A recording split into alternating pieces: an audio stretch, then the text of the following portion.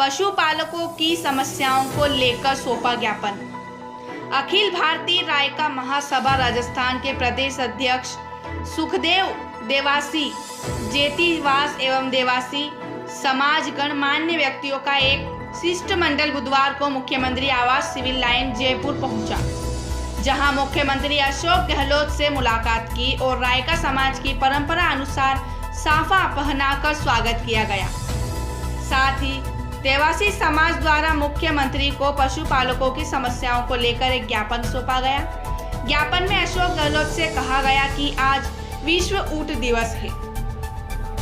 रेगिस्तान में हजारों वर्षों से मानव सभ्यता को स्थापित करने में इसी जीव का सहयोग सर्वाधिक रहा है, पर सरकारों की अनदेखी के कारण ये ऊंट का दूध अमृत भी समाप्ति की ओर है।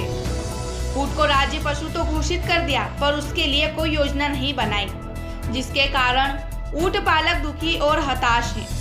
उसकी आर्थिक स्थिति बहुत ही कमजोर हो चुकी है। ऊंट जो राज्य पशु घोषित करने से पहले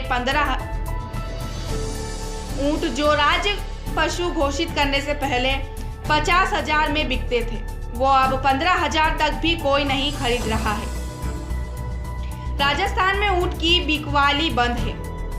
अशोक गहलोत से निवेदन करते हैं कि जल्द से जल्द नर ऊंट की बिकवाली शुरू करवाएं और सभी जंगलों में ऊंट को चराने की छूट दें।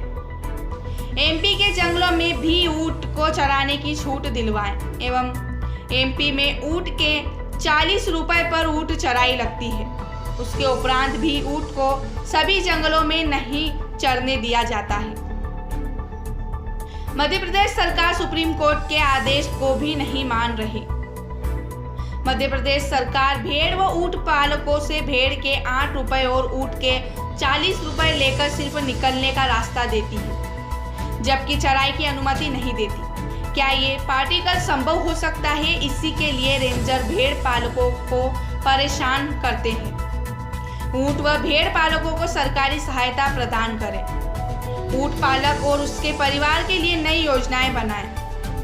साथ ही यह भी कहा कि अगर जल्द कुछ नहीं किया तो ऊंट और ऊंट पालक दोनों ही नहीं बचेंगे और आने वाली पीढ़ी हम सबको कभी माफ नहीं कर पाएगी।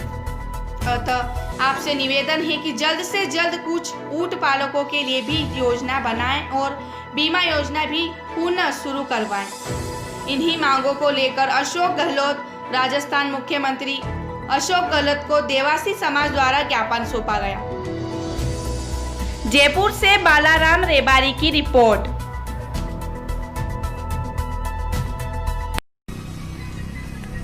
मैं सुखदेव देवासी, अखिल भारतीय रायका महासभा का प्रदेश अध्यक्ष राजस्थान से। मैं आज राजस्थान सरकार के मुख्यमंत्री अशोक गहलोत साहब को भी कई बार लिखा है हमने कि ऊंट की जो परिस्थितियां हैं बहुत ही नाजुक है।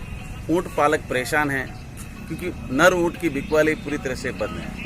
सीएम साहब को जब मैंने लिखा तो सीएम साहब ने मुझे वापस लिखा, वहाँ से ऑफिस से आया कि हम नर ऊंट की बिकवाली शुरू है, लेकिन शर्त है कि ऊंट पालने वाला ही ऊंट को ले जाएगा। अब नर ऊंट पहले खेती के लिए छकड़े में सभी जगह उपयोग आता था, लेकिन आजकल कहीं पे भी नर ऊंट की कोई उपयोगिता नहीं है। और राजस्थान सरकार ने ऊंट को राज्य पशु घोषित किया है। राजस्थान का एक राज्य पशु है चिंकारा हिरण, जिसमें राजस्थान सरकार ने उसके लिए बहुत सुविधा दे रखी है।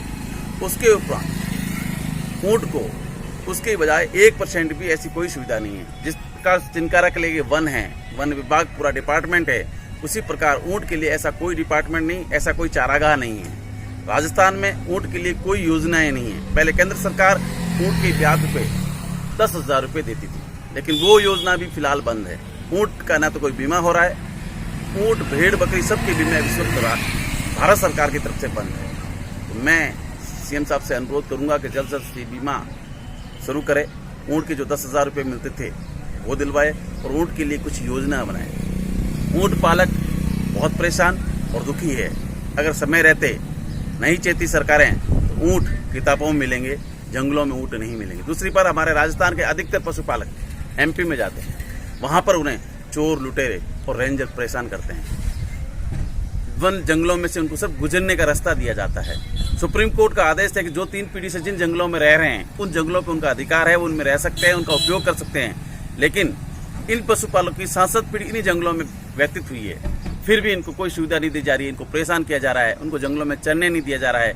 मैं राजस्थान सरकार के सीएम अशोक गहलोत साहब से भी निवेदन करूंगा कि आप एमपी सरकार को लिखें और इनके लिए उन जंगलों में चरने की छूट दें। सेंट्रल गवर्नमेंट ने बहुत से ऐसे जंगल है जिनको रिजर्व कर दिया है।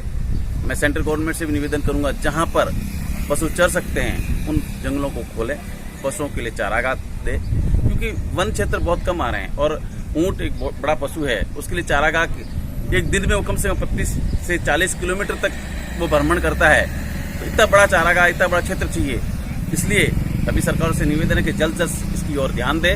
दूसरी बात, भेड़ पालक के लिए जो आमदनी का रास्ता था वो था ऊन बिकवाली बिल्कुल बंद हो चुकी है। ऊन कोई नहीं खरीद रहा है, ऊन कृषि क्षेत्र में आता है। इसलिए मैं सेंट्रल गवर्नमेंट से निवेदन करूंगा, मुख्यमंत्री और प्रधानमंत्री से निवेदन करूंगा कि आप इसकी और भी योजना बनाएं।